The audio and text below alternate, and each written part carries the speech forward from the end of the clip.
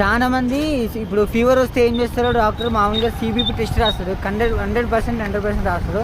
అప్పుడు CBP test చేసినప్పుడు మనంతలో మనం చూసుకోవాల్సిన మెయిన్ పారామీటర్స్ ఏంటి సిబిపి టెస్ట్లో, అసలు నార్మల్ ఉందా అబ్నార్మల్ ఉందా అని తెలుసుకోవాలంటే ఫస్ట్ ఆఫ్ ఆల్ సిబిపిలో ఆర్బీసీ చూసుకోవాలి, అంటే రెడ్ బ్లడ్ సెల్ చూసుకోవాలి, డబ్ల్యూబీసీ చూసుకోవాలి, ప్లేట్లెట్స్ చూసుకోవాలి, ఎంసీవీ, ఎంసీహెచ్, మళ్ళీ న్యూట్రోఫిల్స్, లింపోసైట్స్, మోనోసైట్స్ అన్నీ చూసుకోవాలి.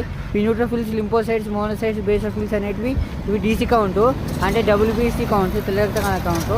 ఈ లింపోసైట్స్, మోనోసైట్స్, ఎస్నోఫిల్స్, బేసోఫిల్స్ అనేవి ఇవి ఈ కౌంట్ మొత్తం 100 వస్తేనే, అంటే డిఫరెన్షియల్ కౌంట్ అంటారు ఇది డీసీ కౌంట్ని. ఇది కరెక్ట్ 100 వస్తేనే మన రిపోర్టు నార్మల్ ఉన్నట్టు. దీంతోపాటు ప్లేట్లెట్స్ చూసుకోవాలి. సపోజ్ ప్లేట్లెట్స్ ఎట్లుంటాయంటే 2.14 అని, అట్లా 2.14 వేయకుండా 214 అని వస్తుంది. మనం అర్థం చేసుకోవాలి 2,14,000 ఉన్నాయని.